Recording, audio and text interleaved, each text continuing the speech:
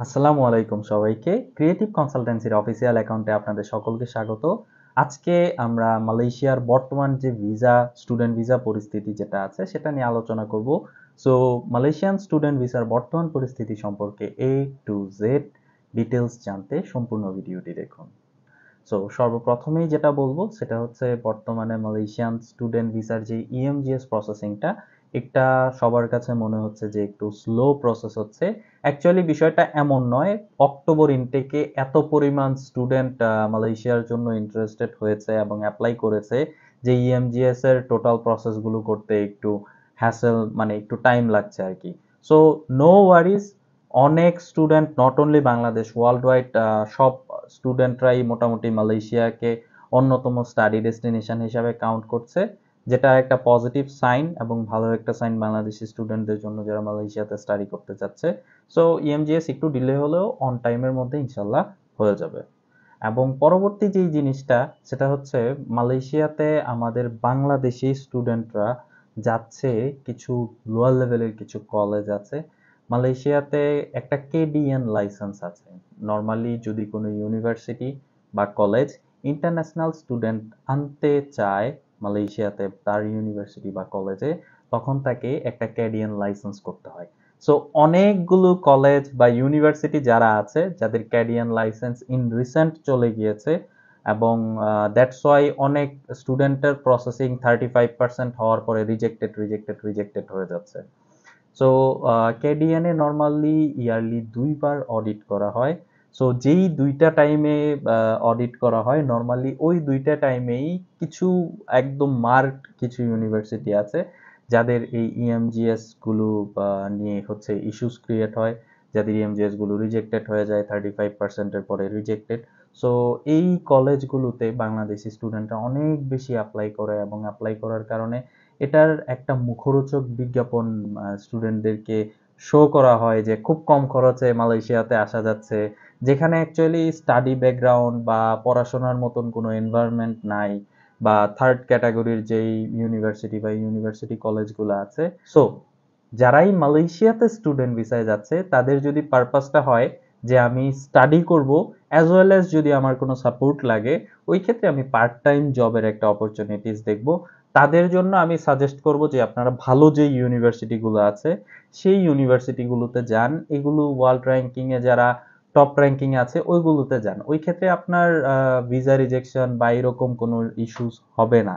কিন্তু in recent অনেক বেশি মালয়েশিয়ান ভিসা রিজেক্টেড হচ্ছে। এটার কারণ হচ্ছে ওই সেম যে ক্যাডিয়ান লাইসেন্স অনেকগুলো ইউনিভার্সিটির চলে গিয়েছে বা ক্যাডিয়ান লাইসেন্স নিয়ে ইস্যুস চলছে। দ্যাটস ওয়াই তাদের ইএমজিএস প্রসেসিং গুলো আইদার পজ অথবা রিজেক্টেড হয়ে আছে। সো এই ইস্যুসটাকে আপনি যদি বাইপাস করতে চান বা এই ইস্যু ছাড়া যদি আপনি আপনার স্টুডেন্ট ভিসা প্রসেস করতে চান, ওই ক্ষেত্রে যে টপ র্যাঙ্ক ইউনিভার্সিটিগুলো আছে যেমন এশিয়া প্যাসিফিক ইউনিভার্সিটি আছে, ইনটি ইউনিভার্সিটি আছে, নিলাই ইউনিভার্সিটি আছে, ইউনিভার্সিটি অফ সাইবার জিয়া, মাসা অ্যান্ড আদার্স আরো অনেকগুলো ইউনিভার্সিটিজ আছে সেই ইউনিভার্সিটি।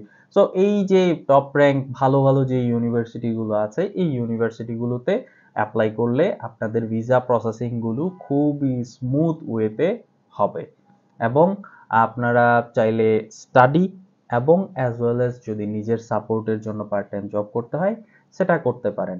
কিন্তু আলটিমেটলি আমাদের মেইন যেই ইস্যুসটা সেটা হচ্ছে আমাদের বাংলাদেশি স্টুডেন্টরা অনেকেই যাচ্ছে জাস্ট আমি কাজ করতে চাই, কাজ করার জন্য মালয়েশিয়াতে যেতে চাচ্ছে। সো ওই জন্য কোন ভিসাটা ইউজ করা হচ্ছে হচ্ছে স্টুডেন্ট ভিসাটা। সো আমি সকল এই যে স্টুডেন্টরা আছেন আপনাদেরকে রিকোয়েস্ট করব আপনারা কলিং ভিসাতে মালয়েশিয়াতে যান।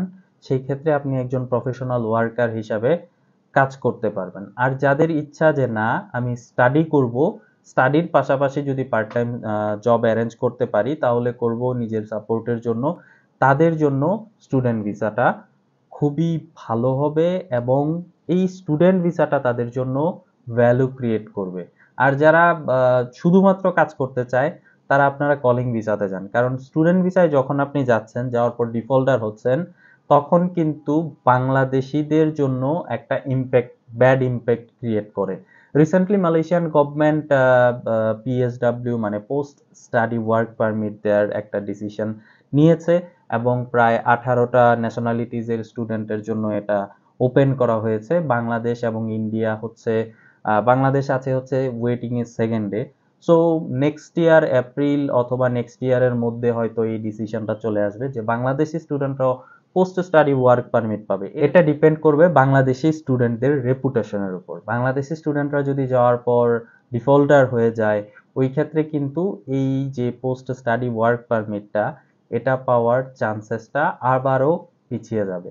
সো বাংলাদেশি স্টুডেন্ট যারাই আছেন দেশের বাইরে স্টাডি করতে যাচ্ছেন বা ইন্টারেস্টেড আছেন, Malaysia is a good country and আমাদের creative consultancy Malaysian top ranking ইউনিভার্সিটিগুলোর অথরাইজড এজেন্ট। স্টুডেন্টের কথা চিন্তা করে আমাদের ক্রিয়েটিভ কনসালটেন্সি কোনো সার্ভিস চার্জ এবং ফাইল ওপেনিং চার্জ নিচ্ছে না। সো মালয়েশিয়ার এ টু জেড প্রসেসিং সম্পর্কে ইন ডিটেলস জানতে আজই যোগাযোগ করুন স্ক্রিনে দেওয়া নম্বরে অথবা ক্রিয়েটিভ কনসালটেন্সির অফিসে। ভিডিওটি যদি ভালো লেগে থাকে অবশ্যই like, comment, share and subscribe করে সাথেই থাকুন এবং আপনার ফ্রেন্ডদের সাথে শেয়ার করে দিন। Thanks for watching this video. আল্লাহ হাফেজ।